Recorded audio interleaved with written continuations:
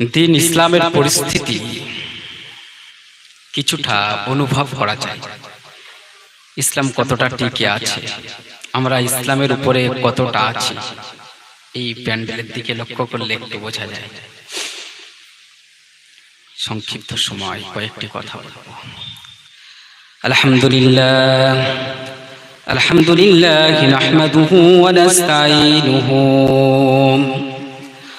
ونستغفره ونؤمن به ونتوكل عليه ونعوذ بالله من شرور أنفسنا ومن سيئات أعمالنا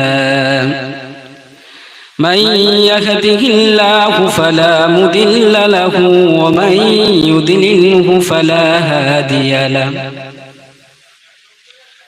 وأشهد أن لا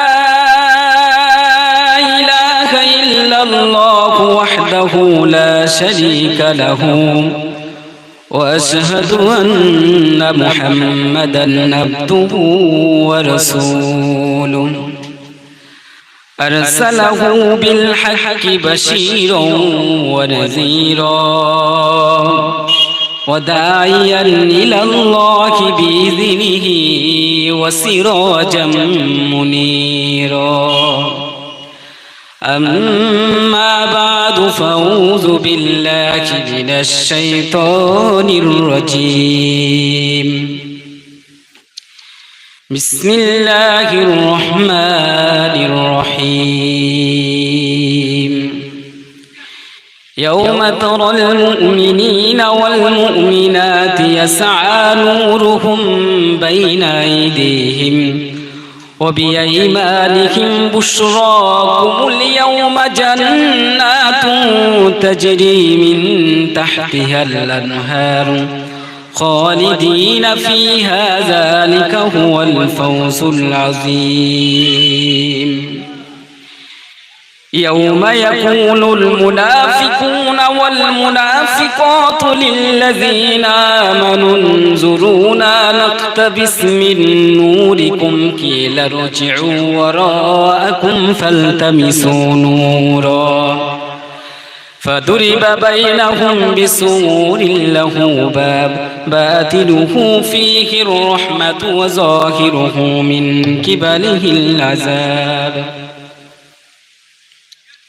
ينادونكم ألم نكن معكم قالوا بلى ولكنكم فتنتم أنفسكم وتربصتم وارتبتم وغرتكم الأماني حتى جاء أمر الله وغركم بالله الغرور صدق الله العظيم আজকের এই পবিত্র জলসার আমন্ত্রিত ওলামা হযরত, জলসার উপযুক্ত সভাপতি, আমার গ্রামের উপস্থিত অনুপস্থিত মুরব্বী এবং স্নেহের শিশু ও যুবক, পদ্মার অন্তরালে মা ও বোনেরা, সকলকে আন্তরিক ভালোবাসা এবং শ্রদ্ধা জানিয়ে সংক্ষিপ্ত কয়েকটি কথা বলব ইনশাআল্লাহ। সর্বাগ্যের সর্বপ্রকার প্রশংসা মহান স্রষ্টা আল্লাহ রাব্বুল ইজ্জাতের, যিনি অনাদিকাল পর্যন্ত নিদ্রাবিহীন, অমর সম্রাট, সর্বপ্রদাতা, আদি ও অনন্ত। হামদ সুজুদ সেই মহান স্রষ্টা রব্বুল ইজ্জাতের প্রতি। সকল বলে আলহামদুলিল্লাহ। একটু জোরে মন থেকে বলে, যে কজন এসেছে বলেন আলহামদুলিল্লাহ। আলহামদুলিল্লাহ শব্দটি আমরা প্রত্যেক উলামায়ে কেরাম আলোচনার সূচনাতে নিজেরা এবং শ্রোতা উভয়ই শুরু করি।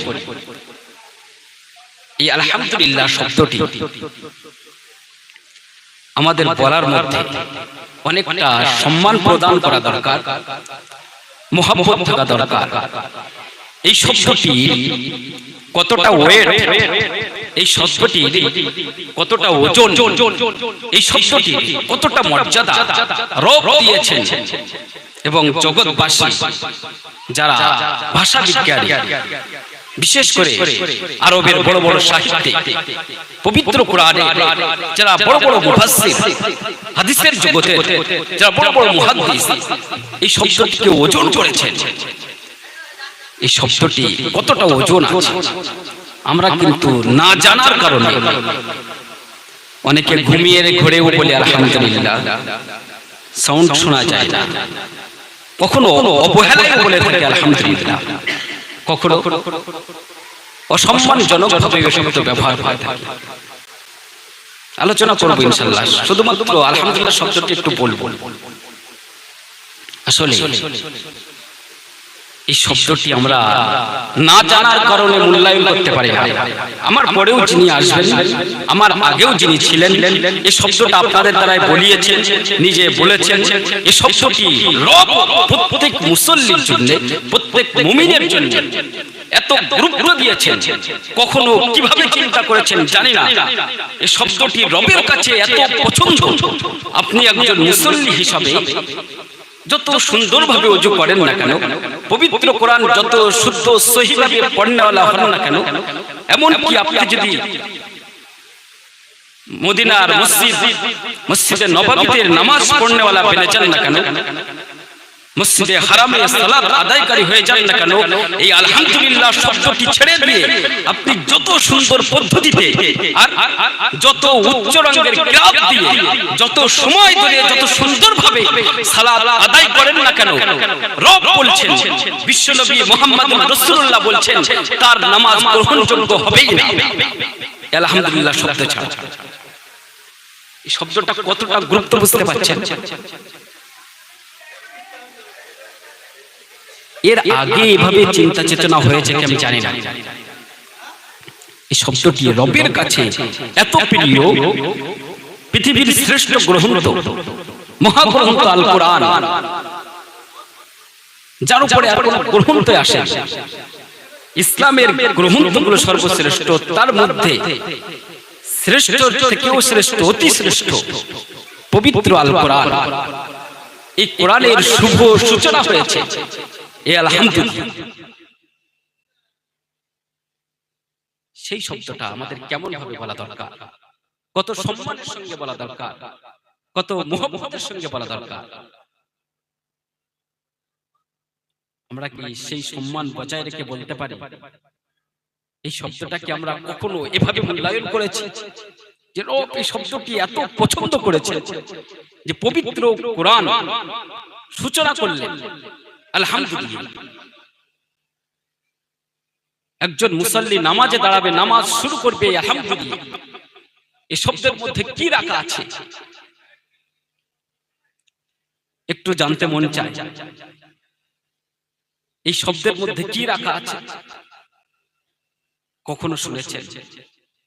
কখনো জানতে হৃদয় চেয়েছে যে আলহামদু শব্দটি আল্লাহ সুবহানাহু ওয়া তাআলা পবিত্র কালামুল্লাহ শুরু করলেন কেন?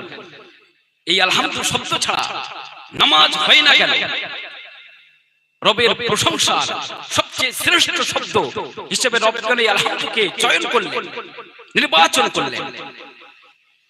কখনো ভেবেছেন প্রতিনিয়ত আপনি এক রাকাত নামাজ পড়লেই আলহামদু দিয়েই পড়তে হয়, ইমামের পিছনে পড়লেও এই আলহামদু দিয়ে পড়তে হয়, একাকী পড়লেও আলহামদু দিয়ে পড়তে হয়, মদিনার মসজিদ নববীতে গিয়ে পড়লেও এই আলহামদু দিয়েই পড়তে হয়, কাবার ইমাম পড়ালে এই আলহামদু দিয়ে পড়তে হয়। রব এই আলহামদুকে এত ইজ্জত কেন দিলেন? আসলে এই শব্দের অর্থ আমরা কি করি? আলহামদুলিল্লাহর অর্থ সকলেই জানি। সূরা ফাতিহার অনুবাদ, সূরা ফাতিহার আলোচনা করব না, আমাকে সেই সময় দেয়া হয়। হুজুর এর আগে যে আলোচনা করেছেন, উনি যেখান থেকে ছেড়ে গিয়েছেন তারপর থেকে বলব, তাহলে আপনারা শুরু থেকে যারা শুনছেন বিষয়টা বুঝে আসতে পারে। আমার উদ্দেশ্য যারা এসেছেন, যারা বসেছেন, যারা যেখান থেকে শুনছেন, যেন কিছু নিতে পারেন। ওই জন্য হুজুর যেখান থেকে সেরে গিয়েছে ওখান থেকে শুরু করবো আমি পরবর্তী। শুধু আলহামদু শব্দটি বলবো, তারপরে আলোচনা শুরু করবো। আলহামদু শব্দ সমস্ত প্রশংসা আল্লাহর জন্য, এটাই আমরা পড়ে থাকি। এই আলহামদুর মধ্যে লুকিয়ে আছে যেমন একদিকে প্রশংসা, অপরদিকে কৃতজ্ঞতা। আলহামদু শব্দের মধ্যে আরবিতে হামদ শব্দটি দুটি অর্থ রাখে। একটি হচ্ছে প্রশংসা, অপরটি হচ্ছে কৃতজ্ঞতা।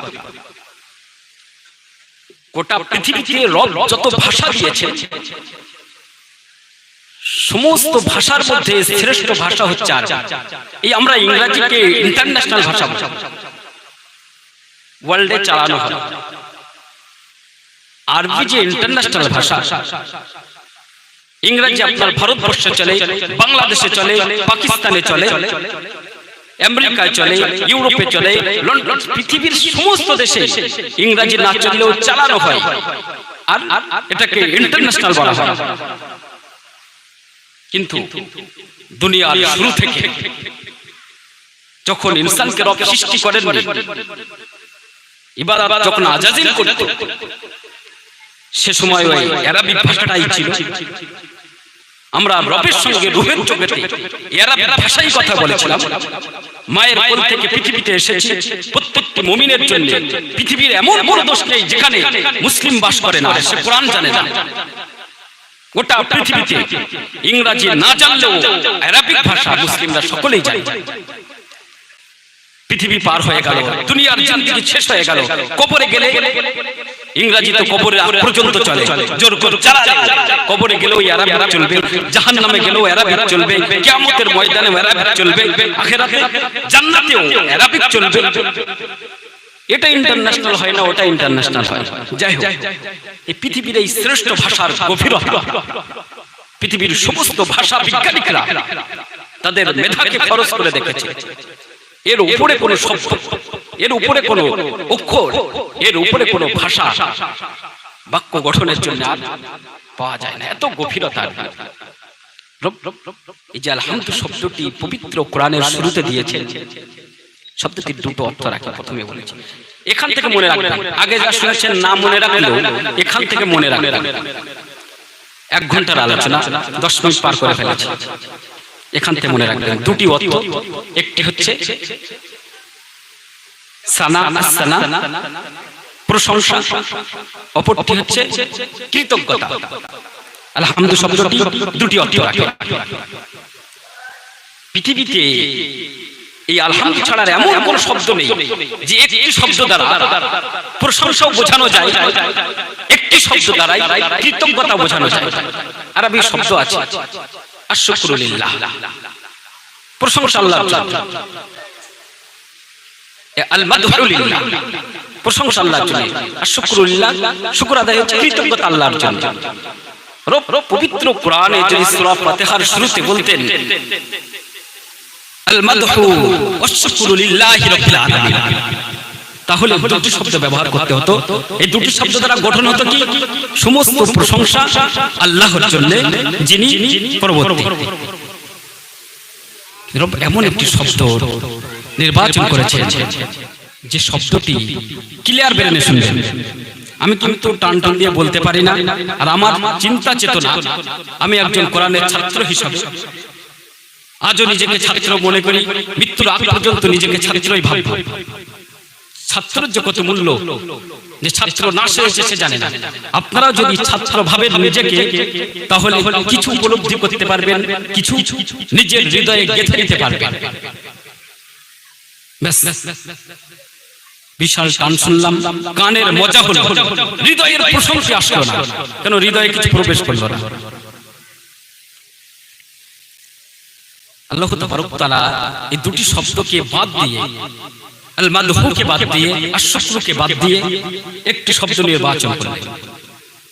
কারণ যদি বলা হতো আল-মাদহু লিল্লাহ, শুধুমাত্র আল্লাহর প্রশংসা হতো, কিন্তু রবের কাছে আমরা প্রতিনিয়ত যে নিয়ামত ভোগ করছি, জন্মের শুরু থেকে নিয়ে পৃথিবীতে যতদিন বাঁচবো, আখিরাতের পরম আখিরাতে পৌঁছে গেলেও, জান্নাতে পৌঁছে গেলেও সব রবের নিয়ামতে ভরপুর, কৃতজ্ঞতাটা ওই শব্দ দ্বারা আর হতো না। যদি শুধুমাত্র শুকরুলিল্লাহ দিয়ে শুরু হতো, তাহলে রব যে সর্বশ্রেষ্ঠ প্রশংসার অধিকারী, কৃতজ্ঞতা তো প্রকাশ করা যেত, কিন্তু প্রশংসা করা যেত না। আলহামদুলিল্লাহ শব্দটির কত মূল্য এতটা বোঝাচ্ছে, কিন্তু এখন এটা বুঝতে হবে। আপনি রাস্তায় চলার সময় সুন্দর একটি গাড়ি দেখেছেন, গাড়িটা খুব পছন্দের হয়েছে, আপনি কিন্তু গাড়িটাকে হাত দিয়ে বলবেন না ধন্যবাদ গাড়ি তোমার, কি বলবেন? নাইস, সুন্দর, খুব সুন্দর গাড়ি, চমৎকার গাড়ি। এটা কি হলো, কৃতজ্ঞতা না প্রশংসা? উত্তর দিতে হবে প্রশংসা। আপনি কলকাতার কোন গার্ডেনে বেড়াতে গিয়েছেন, সুন্দর ফুলের বাগান দেখেছেন, খুব মনোরম দৃশ্য, চমৎকার লাগছে, আপনি বললেন খুব চমৎকার, খুব সুন্দর। এই শব্দ দ্বারা কি করলেন? প্রশংসা করলেন। গত কিছুদিন পূর্বে রাত্রে কঠিন বৃষ্টি নেমেছিল, ঠান্ডার সময়। আপনি কোথাও গিয়েছিলেন, রাত্রে ফিরতে আটকে গিয়েছেন,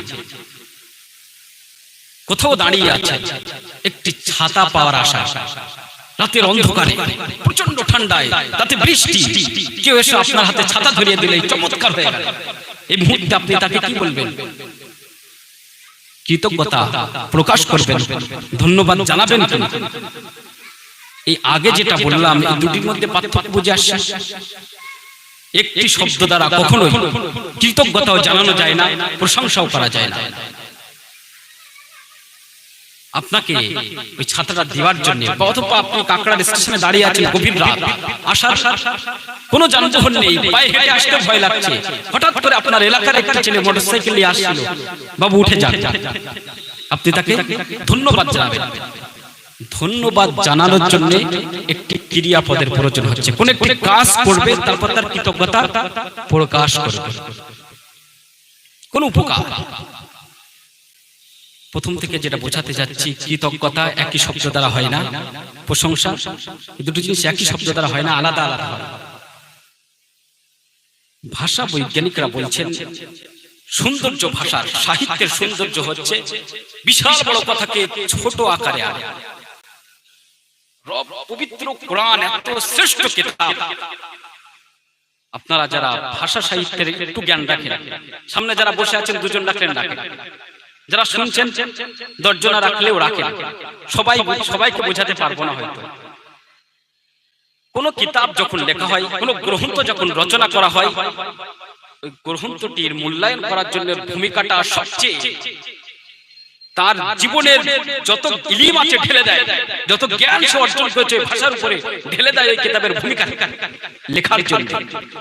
রব সূরাতুল ফাতিহাকে পবিত্র কোরআনের শুরুতে আনলেন, সেখানে রব কেমন শব্দ চয়ন করলেন। একটি গ্রন্থ যা চ্যালেঞ্জ জানিয়েছে যে আমার মতে একটি আয়াত বানিয়ে দেখা, একটি ছোট্ট সূরা বানিয়ে দেখা। পৃথিবীতে আরবে যে সাহিত্যিকরা এসেছে, এই পৃথিবী আর ওই সাহিত্যিক জন্ম দিতে পারে, কিয়ামত পর্যন্ত পারবে ওই সাহিত্যিক জন্ম দিতে। ওরা নিজেদের সমস্ত মেধা বিলীন করে দিয়েছে, কোরআনের একটি শব্দ ওরা তৈরি করতে পারে। ওই পবিত্র কোরআনের শুরুতে যে শব্দটি রব রেখেছেন, ওই শব্দটি কতটা ওয়েট। সবচেয়ে চমৎকার বিষয় হচ্ছে রবের প্রশংসা আমরা করতে চাই না, মুখে আলহামদুলিল্লাহ তো পড়েই থাকি। রব যে আমার নিয়ামতে ভরপুর রেখেছেন, যে যাকে যে অবস্থার উপরে রেখেছেন, শুকরিয়া আদায় করতে পারি না, প্রশংসা কৃতজ্ঞতা আদায় করতে পারি না। রব কিন্তু আমাদের এই প্রশংসার অপেক্ষায় থাকেন না, এই আলহামদুলিল্লাহ বলে দিচ্ছে। একটু একটু বোঝার চেষ্টা করবে, আলহামদুলিল্লাহ শব্দটি একটি বিশেষ্য পদ, ক্রিয়াপদ নয়, কোন কাজ নয়। ক্রিয়াপদের কোন কাজ করা বোঝায়। যেরকম আমরা এর আগে উলামায়ে কেরাম বলেছেন, আমরা খুতবাতে শুনি নাহমাদুহু, আমরা প্রশংসা জ্ঞাপন করছি কার?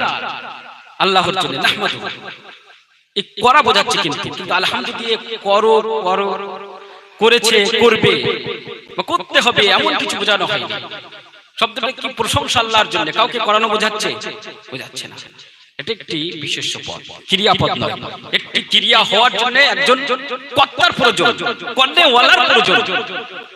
একটি ক্রিয়া সম্পূর্ণ হওয়ার জন্য ফাইল অর্থাৎ কর্নেওয়ালার প্রয়োজন। কিন্তু প্রশংসা আল্লাহর জন্য এখানে কোনো ক্রিয়া পাওয়া যাচ্ছে না, কর্নেওয়ালার প্রয়োজন আছে। যদি এটা ক্রিয়াপদ ব্যবহার করা হতো তাহলে এর করার জন্য কারোর প্রয়োজন ছিল। রব বিশিষ্ট পদ ব্যবহার করে বুঝিয়েছেন যে পৃথিবীর মানুষ শুরু থেকে আজ পর্যন্ত রবের প্রশংসা কেউ করুক আর না করুক, রবের কোনো যায় আসে না। রবের প্রশংসা কিয়ামত পর্যন্ত জারি থাকবে। পৃথিবীর জিন ইনসান সবাই মিলে একসঙ্গে যদি এরা বিদ্রোহ শুরু করে দেয়, রবের প্রশংসা কেউ বন্ধ করতে পারবে না। যদি বাবরি ভেঙে ফেলে ওখানে মন্দির গঠন করুক, আর যে যেখানে যাই পারে করুক না কেন, রবের প্রশংসা এই আলহামদুলিল্লাহ প্রমাণ করছে কিয়ামত পর্যন্ত কারো শক্তি নেই রবের প্রশংসা পৃথিবী থেকে মিটিয়ে দেওয়া। কোন কর্তার প্রয়োজন আছে? ওই রব্বে কারিমের প্রশংসা আমি শুরুতে করতে বলেছি। সকলে হৃদয় থেকে বলেন আলহামদুলিল্লাহ।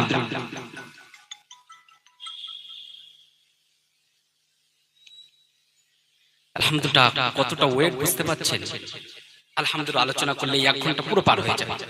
লিল্লাহ আল্লাহ শব্দের আলোচনা করার সময় পাবো না, আমাকে সে সময় দেওয়া হয়নি। মন চেয়েছিল আলহামদুলিল্লাহি রাব্বিল আলামিনের পুরো আয়াতটা আমি আলোচনা করব, কিন্তু আলহামদুলিল্লাহকে আলোচনা করার সুযোগ আমাকে দেওয়া হয়নি। হুজুর যেখানে আলোচনা ছেড়ে গিয়েছেন সেখান থেকে শুরু করব।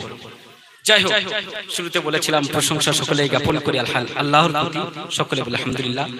দরুদ ও সালাম বিশ্বনবী মুহাম্মদুর রাসূলুল্লাহ সাল্লাল্লাহু আলাইহি সাল্লামের প্রতি, যিনি পৃথিবীর শোভা, প্রকৃতির সৌন্দর্য, সকল পূর্ণতার আধার, যার দীপ্তিতে সূর্য দীপ্তিময়, যার নূরের জ্যোতিতে চন্দ্র জ্যোতির্ময়, যার ঠোঁটের স্মিত হাসি থেকে হাসতে শিখেছে পুষ্পকলিরা, যার হেদায়েতের রোশনীতে পথ চলতে শিখেছে ইনসানিয়াত ও মানবতা, যার লাজ ও সম্ভ্রম দেখে লাজুকতা শিখেছে কুসুমকলিরা, যার হাসির উদ্ভাস থেকে রংধনুতার সপ্তবর্ণের সন্ধান পেয়েছে, যার মধুর কথা থেকে বুলবুলি তার গানের কলি খুঁজে পেয়েছে, যার পথ সঞ্চলন থেকে প্রবাহমান ঝর্ণাধারা বয়ে চলা শিখেছে, এই জগৎগুরু বিশ্বনবী মুহাম্মদুর রাসূলুল্লাহর প্রতি দরুদ ও সালাম সকলের হৃদয় থেকে বলুন সাল্লাল্লাহু আলাইহি সাল্লাম। মুহাব্বতের সাথে এই দরুদের ব্যাখ্যা করতে আবার অনেক সময় লাগবে, এদিকে আর যাব না। কিন্তু সকলে মুহাব্বতের সঙ্গে বলেন সাল্লাল্লাহু আলাইহি সাল্লাম। একটু কথা বলবেন, আলোচনা করতে সুবিধা হবে। প্রথমে আয়াত পাঠ করেছিলাম, ইয়াউমা তারাল মুমিনিনা ওয়াল মুমিনাতি ইয়াসা নূরুহুম বাইনা আইদিহিম ওয়া বিআইমানিহিম বুশরাকুমুল ইয়াউম জান্নাতিন তাজরি মিন তাহতিহাল আনহার খালিদিনা ফিহা যালিকা হুয়াল ফাওজুল আযীম। সফলতা আজ পৃথিবীতে একজন যুবক কৌশল কাটিয়ে যখনই তার মেধা কাজ করতে শুরু করেছে, ওর জীবনের টার্গেট উদ্দেশ্য সফলতা অর্জন করা। বৃদ্ধ বয়সে মৃত্যুর সঙ্গে পাঞ্জা লড়ছে, তারপরে ওর টার্গেট সফলতা অর্জন করা। আসলে সফল কাম করা। ছোট একটি কথা হুজুর আলোচনা করছিলেন, শেষের যে কথাগুলো কানে এসেছে আমার, মুনাফিকদের সম্পর্কে। ঈমানদার যারা এসেছেন না, স্যাম্পল সামনে দেখে মনে হচ্ছে সব ঈমানদার। আমরা ঈমানদার। ঈমানদার ধীরে ধীরে কিভাবে ঈমান হারিয়ে ফেলে, ঈমানদার ধীরে ধীরে কিভাবে নিজের অজান্তে ঈমান হারিয়ে ফেলে, মুসলিম কিভাবে ধীরে ধীরে মুনাফিক হয়ে যায়। মুনাফিক এমন একটি কার্য যেটা হঠাৎ করে হয়ে যায়, হওয়ার জন্য সময় লাগে, ধীরে ধীরে ধাপে ধাপে হয়। সেই আলোচনা আয়াতের মধ্যে এসেছে। আজ আমি এখনো মসজিদের মুসল্লি সেজে আছি, এখন ইসলামকে লেবাস পরি, দাড়ি টুপি আছে, আমাকেও সবাই সালাম করে, আমিও সবাইকে সালাম করি, কিন্তু নিজের মধ্যে ঈমান টিকে আছে কিনা রব সতর্ক করেছেন। ব্যাস একটু দেখে নিতে বলেছেন। কিয়ামতের দিনটা না কঠিন অন্ধকার হবে কিয়ামতের দিন। এটা সূরাতুল হাদীদের আয়াতগুলো তেলাওয়াত করেছি, কিন্তু 5টি 6টি আয়াত, ব্যাস এর মধ্যে সমাপ্ত হয়ে যাবে ইনশাআল্লাহ। এত অন্ধকার হবে। রাইসুল মুহাদ্দিসিন আব্দুল ইবনে মাসউদ রাদিয়াল্লাহু তাআলা আনহু বর্ণনা করেছেন যে নিজের হাতটা চোখের সামনে ধরবে, তারপরেও নিজের হাত নিজে দেখতে পারবে না, এত কঠিন অন্ধকার হবে কিয়ামতের দিন। এর আগে হয়তো শুনেছেন, এখন তো মিলাদের শেষ নেই, প্রত্যেকের মোবাইলটা পুরো পৃথিবীর মিলাদ আছে, ব্যাস পুরাতন সব। আমি যা বলবো হয়তো পুরাতন, কিন্তু ইসলাম কখনো পুরাতন নয়, কোরআন কখনো পুরাতন নয়। কোরআনে কোন হুকুম পুরাতন নয়। পুরাতন কখন হয়? যখন ওর উপরে পুরো বিশ্বের আমল এসে যাবে, পুরো বিশ্বের আমল এসে যাবে, মানুষের সঙ্গে ফিট হয়ে যাবে, কেউ আর বাকি থাকবে না, তখন এ পুরাতন হয় না। জান্নাতেও এই কোরআন তেলাওয়াত করা হবে। এ কোরআন কখনো পুরাতন নয়, যতবারই শোনা হয় ততবারই নতুন লাগে। সুতরাং কোরআনের আলোচনা পুরাতন নয়। কিয়ামতের দিনটা কঠিন অন্ধকার হবে। বিশ্ব নবীকে লক্ষ্য করে রব বলেছেন, নবী ইয়াউমা তারা, সেদিন তুমি দেখতে পাবে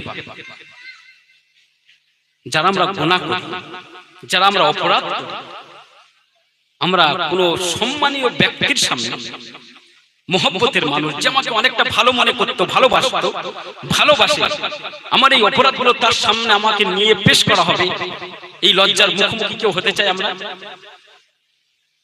কঠিন পরিস্থিতি, কিন্তু আলোচনার সময় পাবো না, শুধু টাচ দিয়ে যাচ্ছি। কিয়ামতের দিনে রবের সামনে প্রত্যেকটি বান্দাকে হিসাব দেওয়ার জন্য 3 বার দাঁড়াতে হবে, একবার নয়।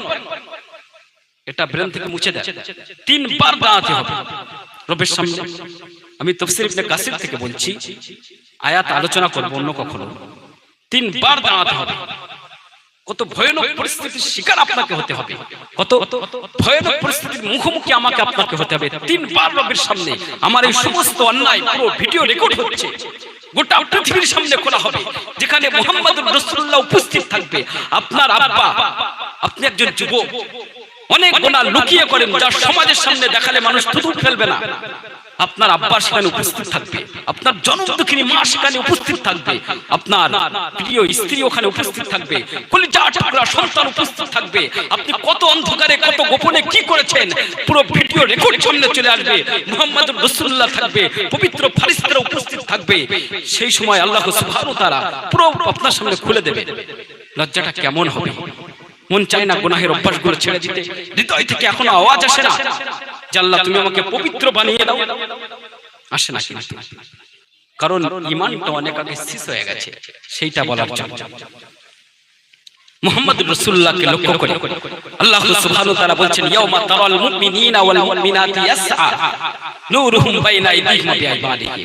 হে নবী, সেদিন তুমি কঠিন অন্ধকারে দেখতে পাবে মুমিন পুরুষ আর মুমিন নারীদের সামনে থেকে, ডান সাইড থেকে, অর্থাৎ সিনা মুবারক থেকে, ডান হাত থেকে আলোর ফোয়ারা বার হবে। যার ঈমান যে পর্যায়ের থাকবে, যে নেক আমলের উপরে যতটা জুড়ে ছিল, তার আলোর গতি তেমন হবে। কারো আলো হবে এক শহর থেকে অপর শহর পৌঁছে যাবে তার আলোর জ্যোতি। কারো আলো হবে পাহাড়ের সমতুল্য, কারোর আলো হবে, মুফাসসির কেরাম বলছেন, লম্বা দীর্ঘ খেজুর গাছের সমতুল্য, কারোর হবে দণ্ডায়মান কোন মানুষের মতো, আবার কারো আলো এত সূক্ষ্ম হবে যা জোনাকির আলোর মতো মিটমিট করবে, আবার নিভে যাবে। যার ঈমান যেভাবে, তার আলো সেভাবে থাকবে। এই আলো কি কাজে লাগে বোঝানোর জন্য বলছি। কলকাতা শহরে যারা বেড়াতে গিয়েছে,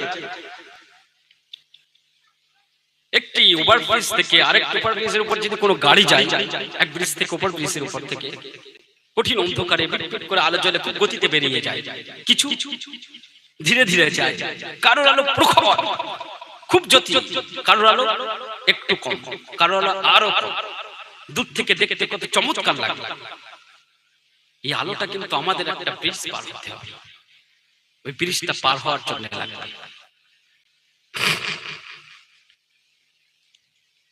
আলোটা কেন লাগবে?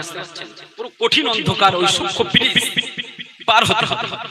দুনিয়ার কোন সামান্য ব্রিজ হলে যেভাবে ভণ্ডমি করে আমরা চলেছি হয়তো পার হওয়া যেত, কিন্তু পুলসিরাত ১,৫০০ বছরের রাস্তা, ওই কঠিন পুলসিরাত এত সূক্ষ্ম, সকলেই জানি আমরা, অন্ধকারে কিন্তু পার হওয়া সম্ভব নয়। আলোর প্রয়োজন আছে, আলোর প্রয়োজন আছে। এই আলো সংগ্রহ হবে কিভাবে? মুহাম্মদুর রাসূলুল্লাহকে লক্ষ্য করে আল্লাহ তাবারক তাআলা বলছেন, ইয়াউমা তারাল মুমিনিনা ওয়াল মুমিনাতি ইয়াসআ নূরুহুম বাইনা আইদিহিম ওয়া বিআইমানিহিম। কারো সিনা মুবারক থেকে জ্যোতির ফোয়ারা বার হবে, কারো ডান হাত থেকে বার হবে, কারো সিনা ডান হাত উভয় থেকে বার হতে থাকবে। এই গতিতে কেউ ছুটতে থাকবে, কেউ আস্তে আস্তে যাবে। ইয়াউমা তারাল মুমিনিনা ওয়াল মুমিনাতি ইয়াসআ নূরুহুম বাইনা আইদিহিম ওয়া বিআইমানিহিম বুশরাকুমুল ইয়াউম। আজকের দিনের সুসংবাদ, আজকের দিনে ওয়েলকাম তাদের জন্য, কাদের জন্য? যাদের এই আলো দান করা হয়েছে। বুশরাকুল ইয়াউম জান্নাতিন তাজরি মিন তাহতিহাল আনহার খালিদিনা ফিহা। তারা অবস্থান করবে জান্নাতে। কেমন জান্নাত? জান্নাতের আলোচনায় গত বছর করেছি, তার আগের বছর করেছি। যার তলদেশ থেকে নহর প্রবাহিত হয়েছে। জান্নাতিন তাজরি মিন তাহতিহাল খালিদিনা ফিহা, অবস্থান করবে 10 বছর, 20 বছর, 30 বছর, 300 বছর, 300 কোটি বছর না, শুরু হবে আর কখনোই শেষ হবে না। শান্তি প্রতি মুহূর্তে বাড়তে থাকবে, আমাদের অশান্তি প্রতি মুহূর্তে বাড়তেই আছে। যার যত ইনকাম বেশি তার অশান্তি তত বেশি, যার গাড়ির যত দামি ওর অ্যাক্সিডেন্ট তত বেশি। দেখেন BMW অ্যাক্সিডেন্ট হয় না? আমাদের এলাকাতে দামি গাড়ি যেগুলো চলে, বুলেট ফ্লেট নানান রকম, অ্যাক্সিডেন্ট হয় না? ইউটিউব খুলে দেখেন কত BMW যার সিগন্যাল হয় আগে থেকে অ্যাক্সিডেন্ট, ও অ্যাক্সিডেন্ট হয়ে মানুষ মারা যাচ্ছে, রক্ষা নেই। আল্লাহ তাবারক তাআলা বলছেন সফলতা, শান্তি এখানে, যালিকা হুয়াল ফাউজুল আযীম। যারা ওখানে পৌঁছাতে পারলো সফলতা তখনই পাবে, আসল শান্তি তখনই পাবে। আসলে যে উদ্দেশ্য এই আলোটা, আলোচনার যে উদ্দেশ্য এই আলোটা, আলোটা কাদের থাকবে না? আলোটা কাদের থাকবে না? এই সূরাতুল হাদীদের এই আয়াতগুলো না এত ভাইটাল আয়াত, এত গুরুত্বপূর্ণ মুসলিমদের জন্য। এখানে কিন্তু কাফিরদের আলোচনা হয় না। পবিত্র কোরআনে জান্নাত আর জাহান্নামের আলোচনা তুলে ধরেছেন, সফলতার ব্যর্থর আলোচনা যেখানেই তুলে ধরেছেন কাফির ভার্সেস মুমিন, কিন্তু রব এখানে তুলে ধরেছেন মুমিন ভার্সেস মুনাফিক। মুনাফিক কারা? যারা মুসলিম বেশে আছে অথবা নিজেকে মুসলিমও মনে করে, সমাজের মানুষ তাকে মুসলিম মনে করে, কিন্তু সে আসলে মুমিন নয়। দুনিয়ার মানুষের খাতায় সে মুমিন হতে পারে, রবের খাতায় নেই। আল্লাহ তাবারক তাআলা বলছেন ইয়াউমা ইয়াকুলুল মুনাফিকুনা ওয়াল মুনাফিকাতু লিল্লাযিনা আমানু যুরুনা নাকতাবিস মিন নূরিকুম। বড় কঠিন কথা, কিন্তু শুরু থেকে আয়াতটা শুনবেন, এই আয়াতে হয়তো সময় শেষ হয়ে যাবে। আল্লাহ তাআলা বলছেন ইয়াউমা ইয়াকুলুল মুনাফিকুন, সেই দিন মুনাফিকেরা কি বলবে? ইয়াউমা ইয়াকুলুল মুনাফিকুনা ওয়াল মুনাফিকাতু লিল্লাযিনা আমানু যুরুনা নাকতাবিস মিন নূরিকুম।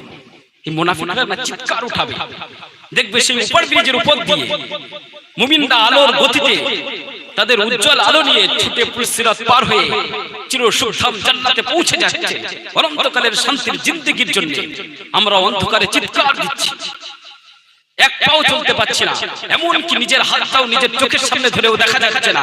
এত নিকটে নিয়ে আসলেও কোনো জিনিস দেখার শক্তি নেই। এই দুর্গম পথ কিভাবে পাড়ি দেবো? চিৎকার করতে থাকছে মুমিনদের দেখে, একটু তোমরা দাঁড়াও, একটু আমাদের জন্য অপেক্ষা করো, আলো দাও চাই আর না দাও, একটু সাথে আমাদের নিয়ে যাও, আমাদের তোমাদের আলোর সাহায্যে আমরা একটু চলে যাই। ইয়াউমা ইয়াকুলুল মুনাফিকুনা ওয়াল মুনাফিকাতু লিল্লাযিনা আমানু যুরুনা নাকতাবিস মিন নূরিকুম। তোমাদের আলো থেকে একটু আলো আমাদের দিয়ে যাও। যেমন আমরা আগে তেলের যে আলোগুলো জ্বালাতাম, টেবিল ল্যাম্প যেগুলো ছিল, লম্প যেগুলো বলি, ব্যবহার হয় না, নামও মনে আসছে হাত করে, ফুরিয়ে যায় না, একটা আলো থেকে একটা আলো নিয়ে নেয়। তাদের ভাষা যেমন এমন যে তোমরা একটু দাঁড়াও, তোমাদের থেকে আমরা একটু আলো সংগ্রহ করে নিই, আমাদের একটু অন্তত সাথে নিয়ে যাও। ইয়াউমা ইয়াকুলুল মুনাফিকুনা ওয়াল মুনাফিকাতু লিল্লাযিনা আমানু যুরুনা নাকতাবিস মিন নূরিকুম। মুমিনদের আওয়াজ কি থাকবে জানেন? সেই এটা কোন দিন জানেন? এটা সেই দিন ও উম্মিহি ওয়া আবি ওয়া সাহিবাতিহি ওয়া আখি ওয়া বাদি। কোন দিন? জনম দুঃখিনী মা সন্তানের গায়ে একটা মশাও পছন্দ করে না। আমরা যদি রাতে ঘুমের ঘরে থাকি, মার কোন রকমে ঘুম ভেঙে যায়, মা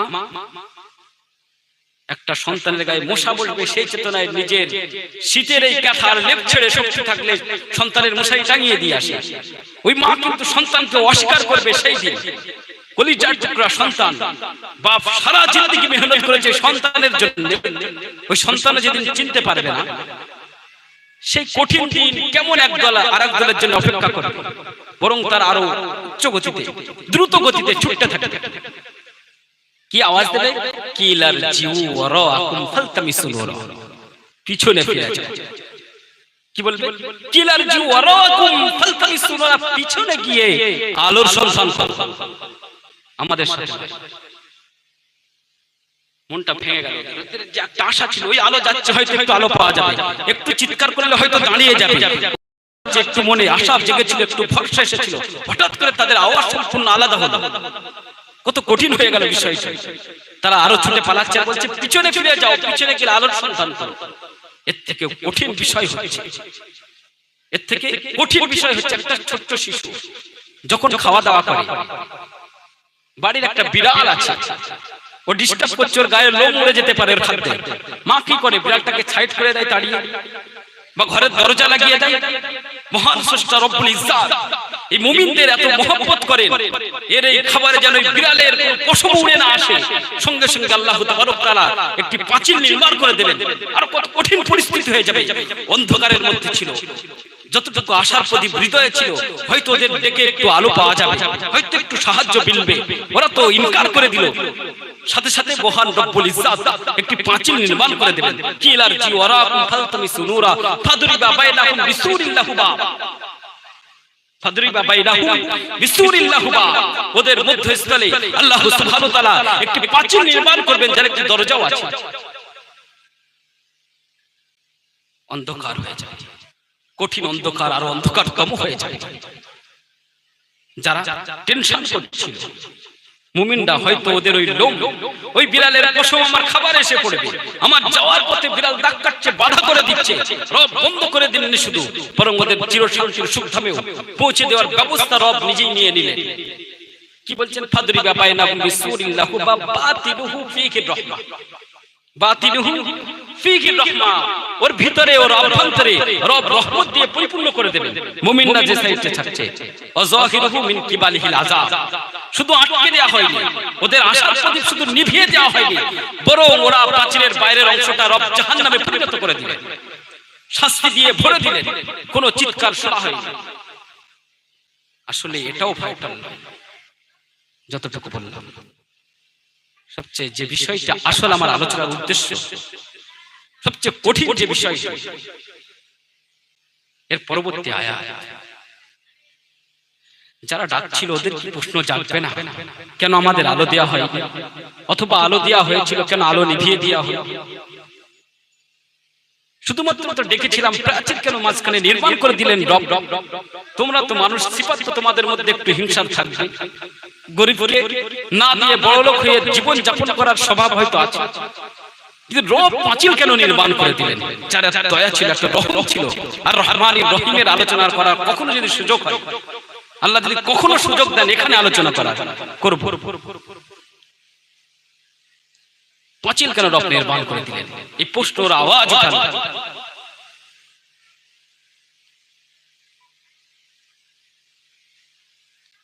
কি আওয়াজ উঠালো?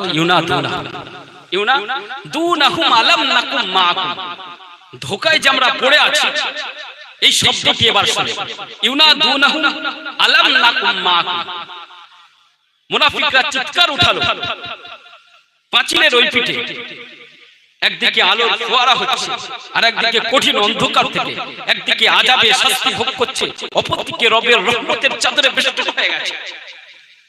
প্রশ্ন চলছে, এদের মধ্যেও প্রশ্ন চলছে, মুমিনদের মধ্যেও চলছে প্রশ্ন, মুনাফিকদের মধ্যেও চলছে। মুনাফিকরা প্রশ্ন করছে, ইউনাদুনাহুম আলাম নাকুম মাকুম, দেখেন রাসূলের জমানায় যে শ্রেষ্ঠ মুনাফিকরা ছিল, এদের ক্যাটাগরি সম্পূর্ণ আলাদা। এরা নিজেদেরকে কিন্তু মুমিন ভাবতো না, নিজেদেরকে ওরা মুমিন ভাবতো না, ওরা নিজেদেরকে মুসলিম ভাবতো না, ওরা শুধুমাত্র মুসলিম সেজে থাকতো। পার্থক্যটা বুঝবেন। কিন্তু আমি ওই মুনাফিকদের আলোচনা আজ করি না। যারা নিজেদেরকে মুমিন মনে করে, নিজেদেরকে মুসলিম মনে করে, নিজেদেরকে রবের গোলাম মনে করে, অথচ তারা রবের গোলাম নয়, অথচ তারা মুমিন নয়, বরং তারা মুনাফিক, তাদের আলোচনা করছে। ওদের প্রশ্ন একটাই, ইউনাদুনাকুম আলাম নাকুম মাকুম। আরে আমরাও তো তোমাদের মতোই ছিলাম, তোমাদের সাথেই ছিলাম।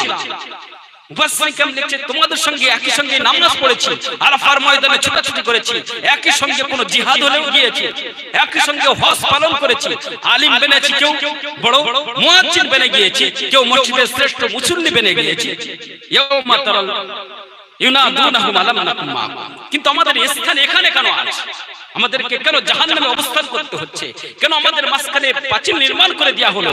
কেন তোমাদের সঙ্গে আমাদের মিশতে দেওয়া হলো না? কেন আমাদের কাজ আলো উপহার দেওয়া হলো না? কারণটা কি? ওরা কি ভাবতো নিজেদের? মুনাফিক ভাবতো না মুমিন ভাবতো? ব্যাস, এটা কঠিন কিন্তু বিষয়। আমিও নিজেকে মুমিন ভাবি, আপনিও নিজেকে মুমিন ভাবেন, আপনাকে অন্য মানুষ মুমিন ভাবে, আমিও আপনাকে মুমিন ভাবছি। সমস্যা কোথায়?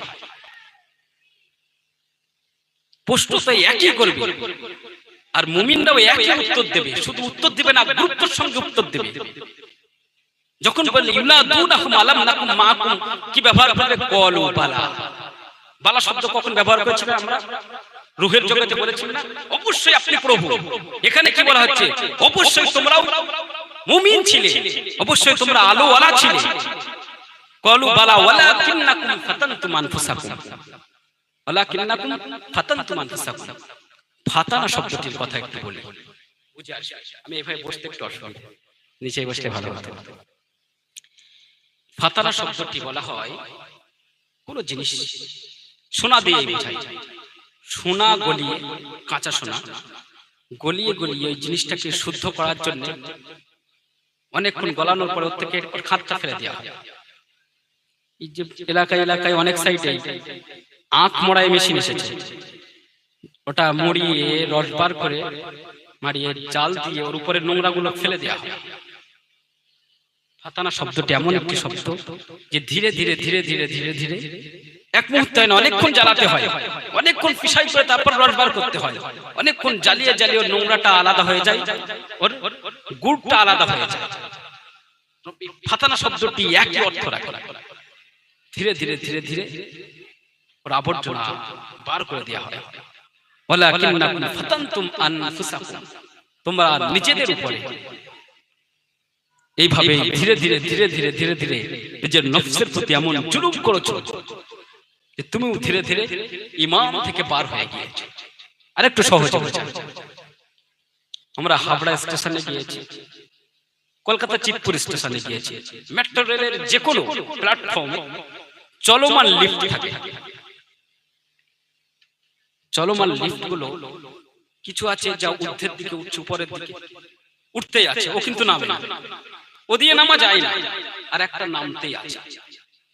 ফাতানা শব্দটি ওই চলমান নিচেই নেমে আসা লিফটের, একবার ওই লিফটে উঠলে ও ঠিক নিচেই নামিয়ে ছেড়ে দেবে, না নামতে চাইলেও তাকে নামিয়ে ফেলে দেবে। এই ফাতানা শব্দটি এত কঠিন শব্দ রব নির্বাচন করেছেন ওই মুমিনদের জন্য যারা নিজেদেরকে ওই ফাতানার মধ্যে ফেলেছে। এখনো ক্লিয়ার হয়নি? ক্লিয়ার হয়েছে?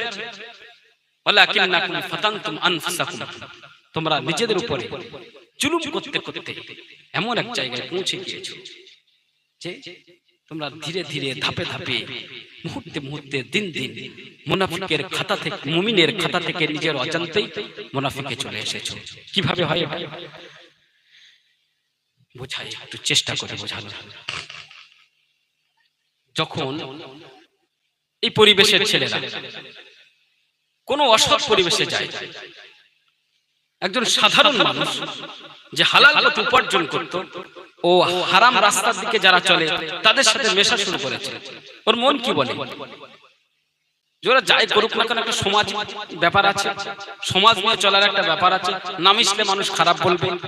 ওদের ওই জোয়ার থেকে যদি একটু ওখান দিয়ে যাওয়া আসা করি, ওরা ডেকে কথা বলে, যদি একটু কথা না বলে না দাঁড়াই, একটা খারাপ বলবে, সংকীর্ণ মনের মনে করবে। একটা মানবতার খাতিরে দাঁড়িয়ে যায়। বন্ধুরা সব একদল একজোট করে কোনো পার্কে যাচ্ছে, আমাকে বললো যাওয়ার জন্য, একসঙ্গে পড়ালেখা করি বা কাজ করি, না গেলে কেরম একটা লাগবে। ওরা একই সঙ্গে পিকনিক করছে জানুয়ারিতে, যদি বলেছে ওরা না করি কেমন একটা লাগবে। এই যে মেশা শুরু হলো, মন কি বলছে আমি ওদের সঙ্গে মদ পান করবো না, যতই পিকনিক করি না কেন, ওদের সঙ্গে যতই পার্কে যাক না কেন, যাই না কেন, ওরা সব ডবল যাবে, আমি একাই যাব। ওরা ডবলে যাবে, একাই যাব। কিন্তু এই যাওয়াটা একদিন, এদের সাথে এই মিশাটা একদিন ধীরে ধীরে ধীরে ধীরে ওকে আলাদা করে দেবে, ওদের সঙ্গে মিশিয়ে দেবে। কিভাবে? দেখে যারা ধূমপান করে আর যারা করে না, কখনোই ধূমপান করনেওয়ালার পাশে বসেনি, একজাস্টলি কখনো, বা নিজেও কখনো করে না। হঠাৎ করে কোনো ধূমপায়ীর পাশে যদি বসে, ও বসতে পারবে না, প্রচন্ড যখন ধূমপান করবে প্রচন্ড কষ্ট হবে, কিন্তু 5 দিন বসতে বসতে সহ্য হয়ে যাবে সেই গন্ধটা। তারপরে বন্ধুত্বের খাতিরে একবার টানতে, দুবার টানতে ও ঠিক নেশাখোর হয়ে যাবে। এই মুরগির পোল্ট্রি ফার্ম যা আছে না, এর যে দুর্গন্ধ, আমরা হঠাৎ করে গেলে প্রচন্ড দুর্গন্ধ লাগে। আপনি হয়তো ভাবছেন পোল্ট্রি ফার্ম করবেন চিন্তা গন্ধর জন্য। আপনি পোল্ট্রি ফার্মে 2 দিন 3 দিন কষ্ট করে গন্ধ সহ্য করে কাজ করতে করতে গন্ধটা আপনার নাকে টাচ করবে না। আপনার বাড়িতে বিরানি হচ্ছে, শুরুতে সেনের কতটা খুলেছেন, একটু গন্ধ নাকে লেগেছে, কিন্তু রান্না করতে করতে গন্ধটা আর আপনার নাকে লাগছে না। কিন্তু বাইরে থেকে কেউ হঠাৎ করে এসে সে বুঝতে পারছে যে প্রচন্ড সুবাস সুগন্ধ ছড়াচ্ছে বিরানি। ঠিক এই ফাতানা শব্দটি, যে আপনার ভিতরে ধীরে ধীরে ওই জিনিসটা সেটিং হয়ে গেছে, ওই খারাপ জিনিসটা ধীরে ধীরে ধীরে ধীরে চলমান লিফটের মতো প্রবেশ করেছে, নামিয়ে দিয়েছে, আপনাকে মুমিনের খাতা থেকে বাহির করে দিয়েছে, কিন্তু আপনি আর বুঝতে পারছেন না যে আপনি বার হয়ে গেছেন। আপনি মুমিনের খাতা থেকে বার হয়ে গেছেন, আপনার আর বোঝার ক্ষমতা নেই। ওই জন্য সর্বপ্রথম নিজেকে পবিত্র বানাতে হলে অপবিত্র সঙ্গ ছাড়তে হবে, অপবিত্র স্থান ছেড়ে পবিত্র স্থানে প্রবেশ করতে হবে। আপনি চায়ের দোকানে অনেক সময় কাটান, আপনি ভাববেন যে চায়ের দোকানে যাওয়া তাহলে হারাম, এমনটা না, ফতোয়া আমি দিতে পারবো না।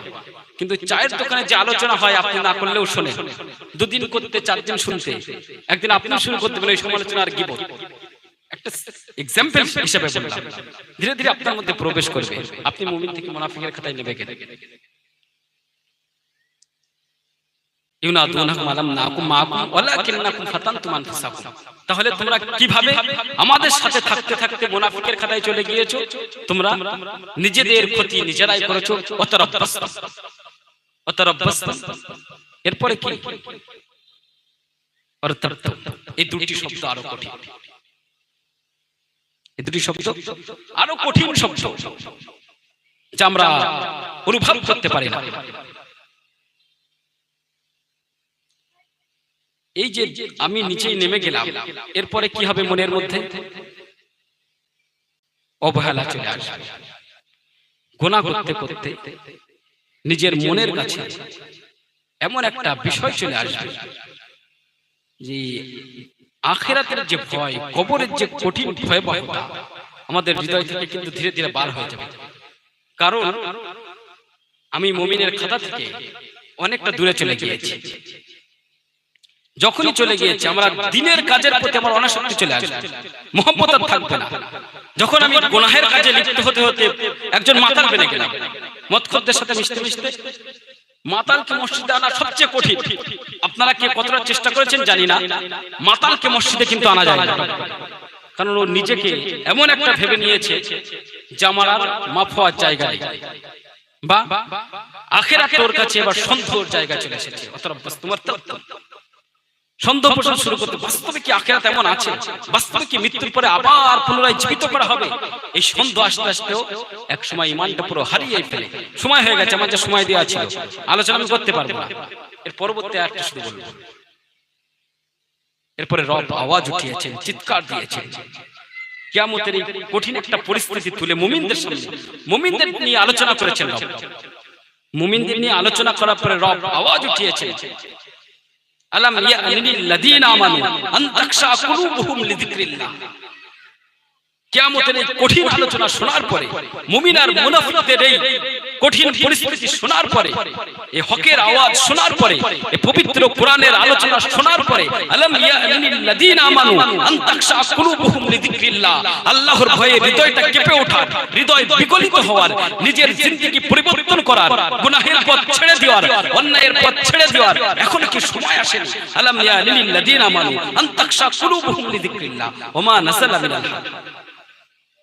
পবিত্র কোরআন এই হক আসার পরে, এই হকের আওয়াজ শোনার পরে, হকের আলোচনা শোনার পরে নিজেকে পরিবর্তন করার সময় এখনো কি আসেনি? আর কবে পরিবর্তন হবে?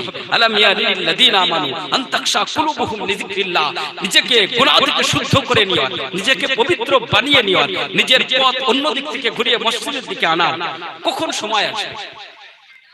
মেহফিল কিন্তু যুবকরা দিয়েছে। মেহফিলের উদ্দেশ্য কি ছিল? নিজের হৃদয়কে পরিবর্তন করা, এছাড়া কিছুই নাই। প্রত্যেকটি কাজ কবুল হবে ওর নিয়তের উপরে। এই তো বুখারীর প্রথম হাদিস, সবাই জানে, হুজুর সব সময় বলে মসজিদে। সে হাদিসটা কোথায় থেকে মেহফিল শুরু হয়েছে? হাদিসটা আছে কোথায়? ওর নিয়ত যদি থাকে হৃদয় পরিবর্তন করার, রবের আওয়াজ শুনে, কোরআনের আওয়াজ শুনে, কোরআনের আলোচনা শুনে, আলাম ইয়ানিল লাযিনা আমানু আন তাখশা কুলুবুহুম লিযিকরিল্লাহ, রবের স্মরণে হৃদয়কে প্রকম্পিত করার ও মেহফিলে নেই কেন? রব আওয়াজ ওয়া নাযালা মিনাল হক, এই হক তোমার কাছে পৌঁছে গিয়েছে। এই হকের কথায়, হকের আওয়াজ তোমার কাছে পৌঁছে গিয়েছে, এখনো হৃদয় প্রকম্পিত হয়নি। আর কখন হবে? যুবক বন্ধুরা, সব আমার পাড়ার ছেলে, সব আমার ভাই, সব আমার ভাইয়ের মতো একটি কথা বলি,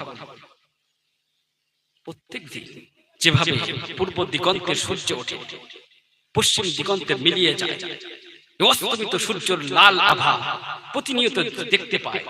সন্ধ্যায় কাকেদের যে কাকা রব, বিষণ্ণ সুর, সন্ধ্যায় ক্লান্ত পাখিদের নেড়ে ফিরে আসা, সবকিছু দেখছি আলো আধারের যে মিলন মেলা, দিনের অবসান, রাত্রের শুরুপাত, আলো আধারে মিলন মেলা ঘটে প্রত্যেকের জিন্দেগিতে।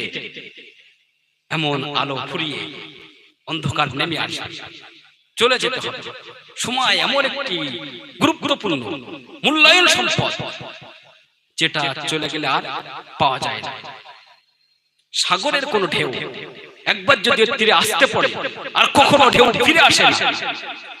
কোন ফুল রাত্রের অন্ধকারে, কোন ফুলের কুড়ি নিশীথে ঝরে পড়লে ও ফুল আর কখনো পরিস্ফুটিত হয় না। পাহাড়ের চূড়া থেকে কোন পাথরের টুকরো যদি গড়িয়ে নিচেই পড়ে, পাথর আর কখনো উপরে যায় না। মানুষের জিন্দেগিটা না বরফের মতো। দুনিয়ার আলো বাতাসে যত বড় বরফের চাং হোক না কেন, যত বড় বরফের টুকরা হোক না কেন, দুনিয়ার আলো বাতাসকে ধীরে ধীরে মুহূর্তে, কয়েক মুহূর্তে পানিতে পরিণত করে দেয়। পানির সঙ্গে আবারও মিশে যায়। ও যে একদিন বরফ ছিল, কিছু মুহূর্ত আগে বরফ ছিল, তার আর কোনো প্রমাণ বহন করে না। মানুষের জিন্দেগিটা যে যতটুকু নিয়ে এসছে, এই দুনিয়ার আলো বাতাসে যে একবার চোখ মেলেছে, এই দুনিয়ার আলো বাতাস ধীরে ধীরে ওকে গলিয়ে ফেলবে, মৃত্যুবরণ করতে হবে।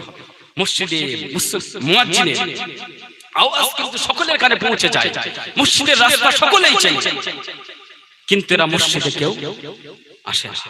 মসজিদে রাখা ওই কাঠের বা স্টিলের যে গাড়িটা আছে না, ও কারোর পথ চেনে না, কারোর বাড়ির গেটও চেনে না। কিন্তু মসজিদের মুয়াজ্জিন যখন একবার এলান করে দেবে, ওর পথ চেনার প্রয়োজন নেই, ঠিক বাড়িতে পৌঁছে যাবে। আজ যত ড্রেস সুন্দর পড়ছি না কেন, সাদা পোশাক পরিয়ে দেওয়ার পরে এই সময়ের মূল্যায়ন করা যাবে, তার আগে আর হয়তো করা সম্ভব হবে না। জিন্দেগির প্রতিটা মুহূর্ত কেটে যাচ্ছে, প্রতিটা মুহূর্ত আমার থেকে চলে যাচ্ছে। এই হুজুর আসতে বলো, সময় হয়ে গেছে। আমি বলেছিলাম টাইম আমি ওভার করবো না, 28 হয়ে গেছে। হুজুর আসতে 9:30 বলতে বলেছিলেন। জীবনের সময়গুলো চলে যাবে। এখন আমি নিজেকে পরীক্ষা করে দেখি, আমার ভিতরে রব যে ঈমান দান করেছিলেন বাকি আছে না নিজের অজান্তে দাঁড়িয়েছিলাম, শুধুমাত্র সিঁড়িতে পাটা রেখেছিলাম। আমি চলমান নিচেই নেমে আসা সিঁড়ির উপরে, লিফটের উপরে আমাকে নিচে ফেলে দিয়ে কখন চলে গেছে, আমি কি বেহুশ? ইমানদার তো আমি ছিলাম, রব দান করেছিল। এখনো মুসলিমের লেবাস পরে আছি আমি, ইমানটা আমার ভিতরে এখনো বাকি আছে। যদি থাকি কেন আমি মসজিদে আজও পৌঁছাতে পারি না? মসজিদে এখন হারাম কাজগুলো কেন ছেড়ে দিতে পারে না? আমার চুলের স্টাইলটা এখন মুহাম্মদ রাসূলুল্লাহ তরিকায় হয় না, আমার সাজ পোশাক লেফাজ গুলো এখনো মুহাম্মদ রাসূলুল্লাহ তরিকায় আসতে বাধা কেন? বুঝতে পারেন? যদি আমি সেই ইমানদার থাকি, ওই লিফট থেকে পড়ে না যায়, নিচেই যদি আমি নেমে না আসি, উপরেই যদি থেকে থাকি, আমার এত অধঃপতন ঘটলো কিভাবে? আমি মেহফিল দিয়েছি, আমরা মেহফিল দিয়েছি নিজেদের হৃদয়ে পরিবর্তন আনার জন্য, নিজেদের হৃদয়কে আল্লাহর ভয়ে প্রকম্পিত করার জন্য, গুনাহের অভ্যাসগুলো ত্যাগ করার জন্য, নিজেকে শুদ্ধ পরিশুদ্ধ করার জন্য। আমার দেখা কেন মিলছে না এখানে? চিন্তা চেতনা কিসে? ওই জন্য প্রিয় বন্ধু, সকলেই আমার গ্রামে, আমাকে সময় যদি ছেড়ে দিত আমি খুব মন খুলে আলোচনা করতে পারতাম। 1 ঘন্টা সময় বেঁধে দিয়েছে, 1 ঘন্টা সময় বেঁধে দিয়েছে, আমি 1 ঘন্টার 1 মিনিটের উপরে করবো না। এই 1 ঘন্টা আমার হয়ে গেছে, হুজুরকে আনার ব্যবস্থা করেন। আল্লাহ তাবারক তাআলা আমাদের যাকে যতটুকু শুনিয়েছেন, আজকে এই সতর্কবাণী নিজের ঈমানকে বাঁচিয়ে রাখার জন্য রব আমাদের এই ইলমটা হৃদয়ে ধারণ করে জীবনে নিয়ে চলার তৌফিক দান করুন। সকলে বলুন আমিন। সকলে যত কষ্ট হোক, সর্বপ্রথম একজন মুমিনের পরিচয় নামাজ। আমি নামাজের আলোচনা বহুবার করেছি। বিশ্বনবীর হাদিস বলছে, যাকে তোমরা সকাল সন্ধ্যা মসজিদের পথে যাতায়াত করতে দেখো, ওকে মুমিন বলে সাক্ষ্য দাও। আমার পথটা কোথায় হয়? সকালে উঠে। আমি আমার মহল্লার কথা বলছি, মসজিদের নিকটে, মসজিদের সংলগ্ন চায়ের দোকান, ওই ভোরে উঠে একই টাইমে চায়ের দোকানে যায়, ওদের হাত হাত করলেও মসজিদে ঢুকতে পারে, হাত জোড় করলেও মসজিদে ঢুকতে পারে না। তার মানে কি? লাইন পুরো টানা হয়ে গেছে, লাইন আর ভালো নেই। রবের রহমতের দরজা ওর জন্য পরিপূর্ণ বন্ধ হয়ে গেছে। শুরুতে বলেছিলাম, বাতিনুহু ফীহি রাহমা ওয়া যাহিরুহু মিন কিবালিহিল আযাব। রহমতের পর্দার মধ্যে যাওয়ার আগে প্রাচীর নেমে গিয়েছে, যেদিকে আযাব আসে সেই দিকেই পড়ে গিয়েছে। কোন দিকে? আমাকে মসজিদে আসার, আমার ঈমান আমাকে মসজিদ পর্যন্ত আনতে পারে না। ওই ঈমান কিভাবে আমার কবর থেকে জান্নাতে পৌঁছাবে? আমরা ভাবি জান্নাত আর জাহান্নাম বহু দূরে, তাই তো চোখ বুজে গুনাহ করে যাচ্ছে। খোদার কসম, জান্নাত আর জাহান্নাম অতটুকুই দূরে। আপনার মৃত্যু হবে সকাল ফজরের সময়, জোহরে দাফন হয়ে যাবে, কবরে দেয়া হয়ে যাবে।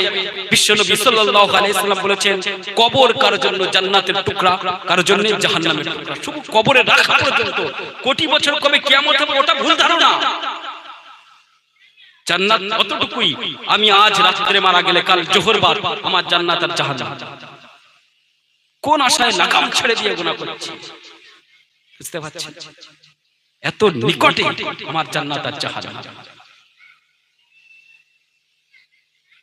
কেন নিজেকে এখন আমরা পরিবর্তন করতে চাচ্ছি না? যে সুদ খায় ও সুদের অভ্যাস ছাড়তেই চাচ্ছে না, ফতোয়া খুঁজে বেড়াচ্ছে। যে সুদ খায়, সুদের অভ্যাস ছাড়ছে না, বরং ওটাকে জায়েজ করার প্রচেষ্টায় লেগে গেছে। ও চুরি করে, পন্থা আলাদা হতে পারে, কিন্তু ওর পন্থাটাও ছেড়ে দেওয়ার চিন্তা বেরোনে নেই। ও কোরআন হাদিস থেকে খোঁজে ওইটা জায়েজ করে কিভাবে। ও 2 ওয়াক্ত পড়ে আর 3 ওয়াক্ত আদায় করে না। ওর এই 3 ওয়াক্ত ছেড়ে যাওয়াটাকে কিভাবে জায়েজ করবে, ওই ফতোয়া শোনে। নিজের চিন্তা চেতনা এটাই আসে না যে 3 ওয়াক্ত ছেড়ে যাচ্ছে, ওর জন্য রব কত কঠিন আযাব আমার জন্য রেখে দিয়েছে। আমি যে বিভিন্ন পন্থা অবলম্বন করে চুরিতে ঢুকেছি, এখন আর চোরেদের কিন্তু রাত্রে বার হতে হয় না।